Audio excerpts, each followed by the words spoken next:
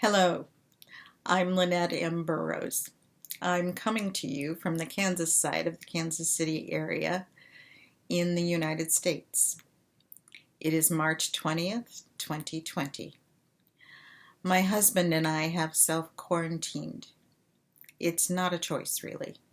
My husband has multiple medical issues that put him at very high risk should he contract the coronavirus. I hope that each of you watching this video have also self-quarantined and that you're safe and healthy. That your loved ones and your dear friends are also safe and healthy. And I hope and I pray that you all stay that way. The virus is here in the world.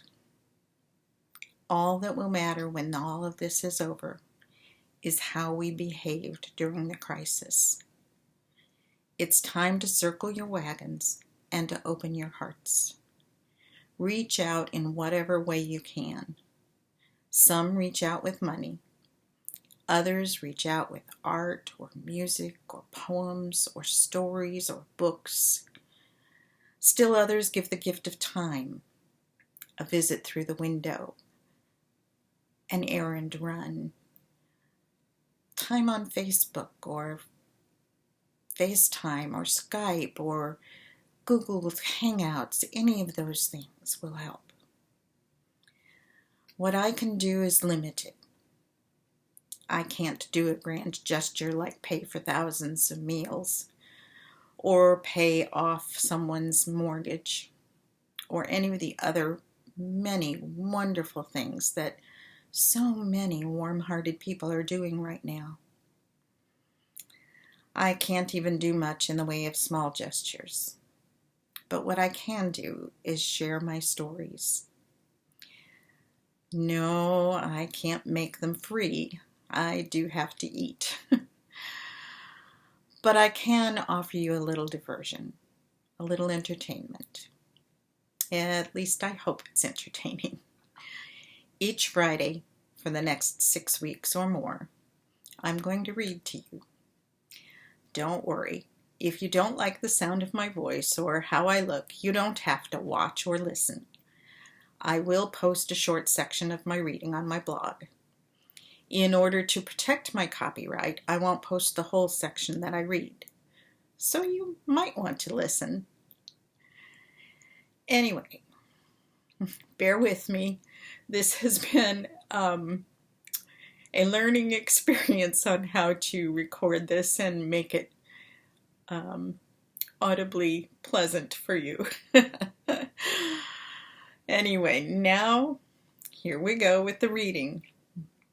This is from my work in progress, the second book in the My Soul to Keep trilogy, titled If I Should Die by Lynette M. Burrows, copyright 2020.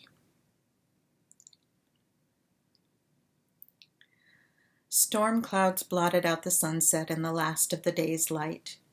But Miranda Clark, captain of the Lady Angelfish, aka Serenity, had a rendezvous to keep. She eased the throttle down a little more, turned on the boat's spotlight, and illuminated the Missouri River's dark waters. She ran the boat as close to the channel markers as she dared. Then it appeared, mile marker 35. Relief loosened her shoulders. She grabbed the mic of the VHF radio.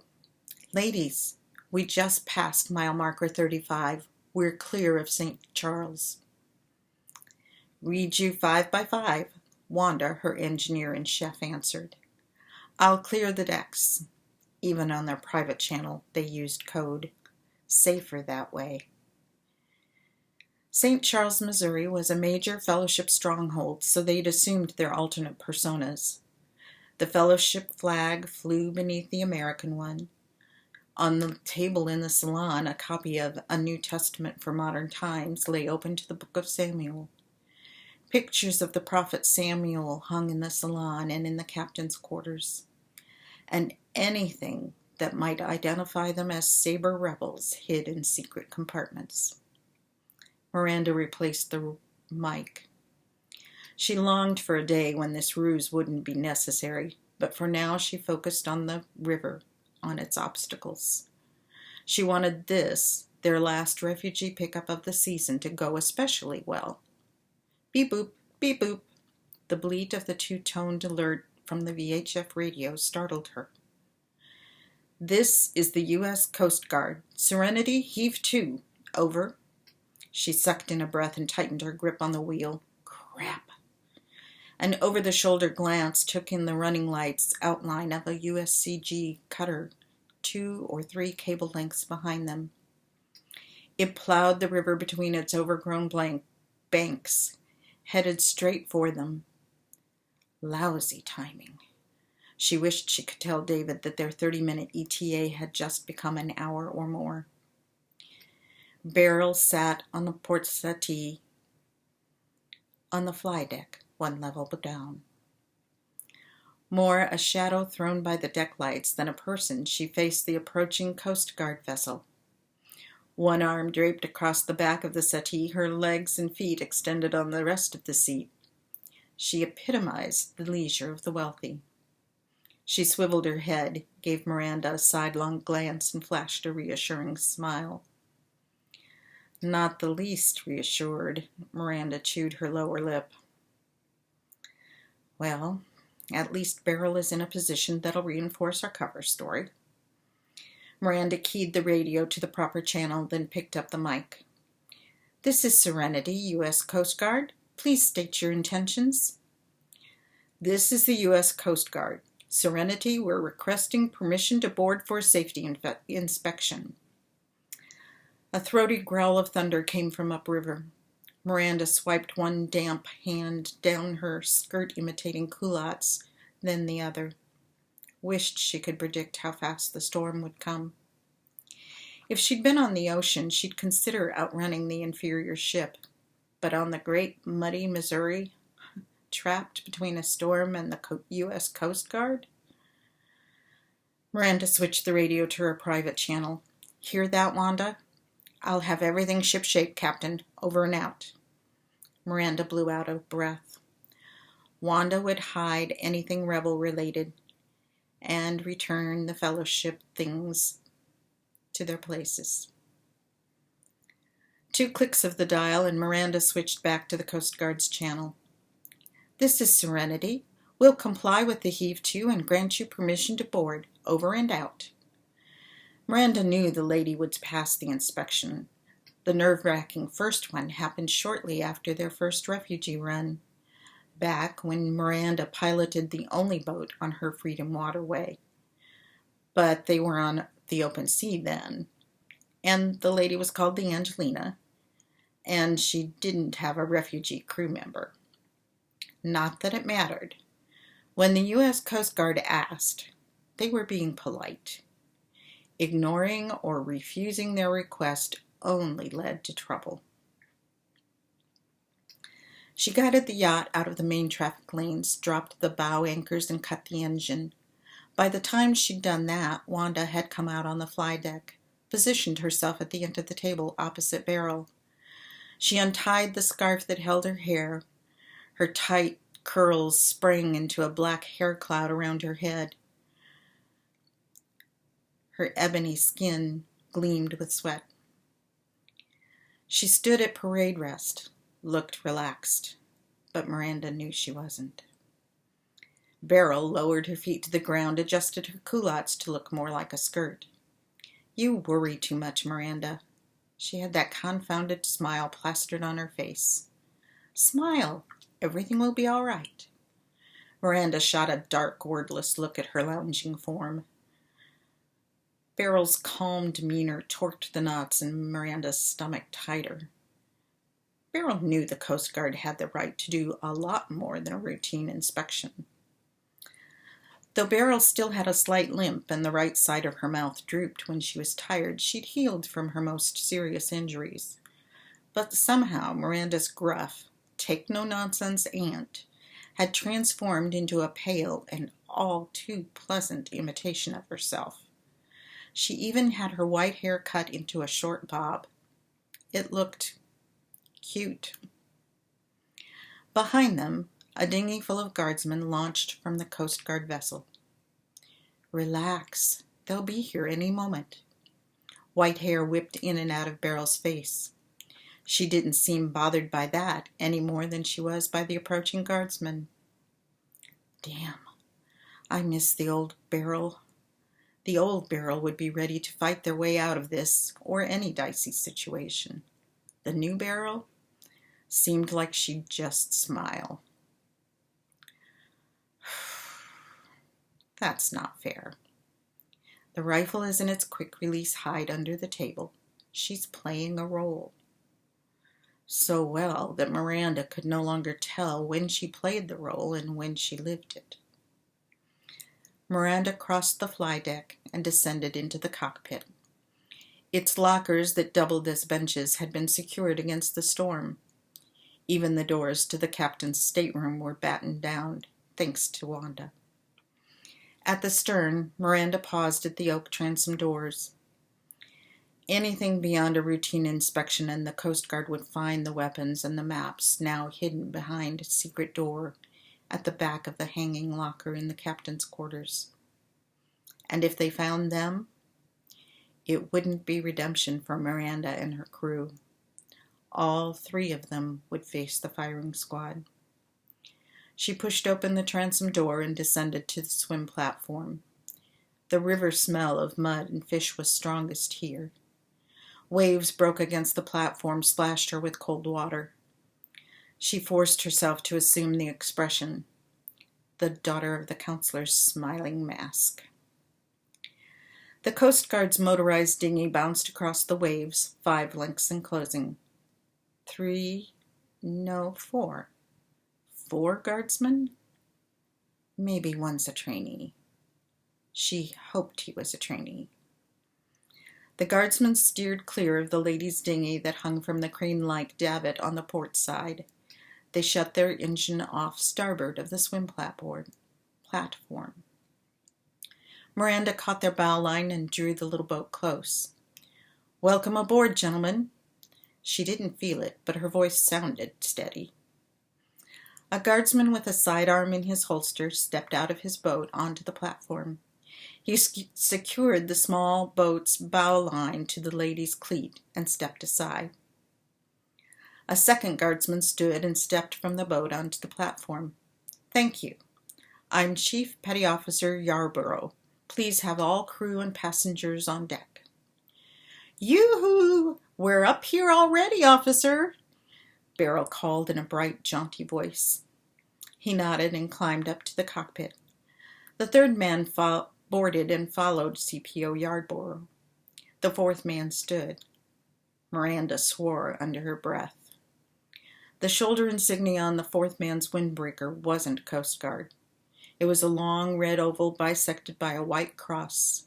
Stylized white wings hovered on either side of the top third of the oval, the Fellowship symbol. He was Second Sphere, a Fellowship enforcer. Looking for us? Miranda followed him up the 3 steps to the cockpit. "Our inspection should take about a half hour." Yarborough unfolded a sheet of paper with a snap. "Says here this boat is registered to Mr. Walter Wilkins. Where's your captain, ma'am?" Miranda ignored her pulse and began their planned script. "Mr. Wilkins," she cast her eyes downward. He glanced from Miranda up to the fly deck. "The captain is on board, isn't he?" Beryl appeared at the fly deck's brass rail above the cockpit and gave a little laugh. "No, sir, he isn't. If you're asking who's the boat owner, I am. My husband, God rest his soul, left me this gorgeous yacht when he passed on. Miranda is my pilot." The Second Sphere agent fixed a gaze on Wanda for a moment. Arms folded across her chest, she didn't react. This was her first USCG inspection, but not her first encounter with the Second Sphere. The agent turned a handsome smile on Miranda, then focused it on Beryl. "You mean you 2 ladies are traveling alone?" His blatant snub of Wanda as hired help tightened the back of Miranda's throat. She swallowed the education she wanted to give him. Their survival, Wanda's survival, depended on her calm silence. Beryl gave the agent a scolding smile. It wouldn't be proper for a widow lady to be traveling alone with a male crew now, would it? Of course not, ma'am. He lifted his Coast Guard cap and dipped his head. Sorry for your loss, ma'am. Thank you, but Mr. Wilkins has been at his rest for a while now. Next time you're in your home port, Miami, is it? Now you're just teasing me. Fort Lauderdale is our home port. Oh, yes, that's what it says. Next time you're in Fort Lauderdale, get your owner's registration updated. A fine woman like you should stay at home and marry another good man. I surely will. Beryl's smile didn't waver. Seaman Tucker will be available to answer your questions while the rest of us complete your inspection. Seaman Tucker stepped smartly forward, saluted the agent, then faced Beryl and Miranda. His smooth, ruddy cheeks made him appear young. Really young.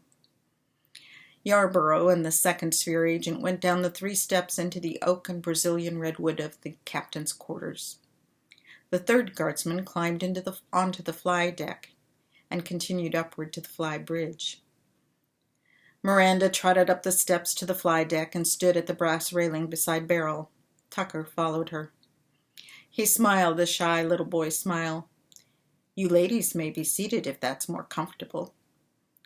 Thank you. I believe I will. Beryl strolled to the port settee and sat. The navigation lights flicked on and off. The blat of the boat's horn sounded. Standard safety checks. Beryl draped her right arm over the back of the wooden settee again, and her smile couldn't have been more congenial. Opposite Beryl, Miranda settled onto the cool wood of the starboard settee. They'd already stowed the canopy and the seat cushions in preparation for the storm. She glanced at Wanda again. Wanda stood expressionless. Her chest rose and fell, smooth and regular, as if she timed each breath purposefully. Any questions, ladies? Seaman Tucker asked. Miranda wondered if this was his first inspection. No, sir. Just wondering how long this'll take. They'd stayed north too long, but she couldn't refuse her own brother's request for help. The storm will be here soon. I'd like to get to our night's destination and get her moored before the storm hits. Seaman Tucker flashed a smile that he probably intended to be reassuring. Maybe another 30 minutes, ma'am. Good idea to get her moored before the storm. He ran an appreciative hand over the table's glossy mahogany. Nice ship you have here. Thank you, Beryl said. We think so. Luxury was part of the ship's design. The mahogany antique woods, brass fixtures, and the latest in galley equipment always drew attention. The double bed in the captain's quarters, the antique chest of drawers, and the frosted glass sliding pass-through in the salon made one overlook plainer pieces like the flybridge settee and extra deep hanging lockers. If the guardsman tapped one of the back walls of any locker, he'd have heard a hollowness and found a secret compartment.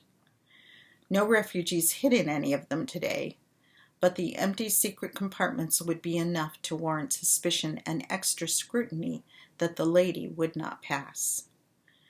Miranda listened for the officers in her cabin, but the wind blew any sounds away. She surreptitiously glanced at her wristwatch and fretted.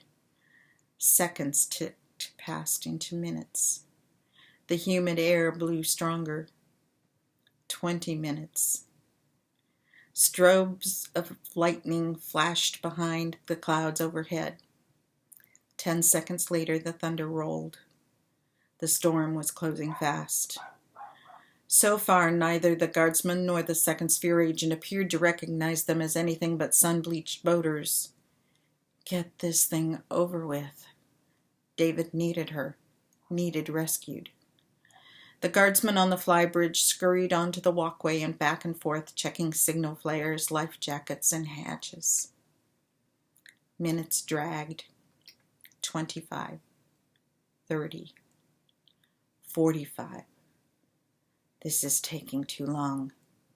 If they've found one of the secret panels, they'll arrest us. Or shoot us. David will never know why I didn't come. And that's the end of the reading for today. Stay tuned for next week. As always, my books are available on Amazon and all the online stores, including Walmart. If you've already read my stories, consider buying a story from some friends of mine. William F. Wu, W.U., Robert Chilson, Jan S. Gephardt, G.S. Norwood, or Jen Martin. And if you don't buy from them, buy from another author. Many authors do not have any pensions or retirement funds or even health insurance. They depend on readers to buy books. And if you've read a book of theirs, take a moment to leave a review on Amazon or Goodreads, or even a short post on Facebook, or a picture of you with their book and a word or two on Twitter or Instagram. That helps readers find books they would like, and it helps the authors know what they've done right and what they've done wrong. If you stayed with me until the end of this recording, please comment below and tell me how you're managing the isolation and how you're doing. And stay tuned for next week. Thank you so much for listening and for reading my blog, supporting me as an author. I love you guys. Sounds trite, but without you, my business wouldn't exist. Thank you. See you next week.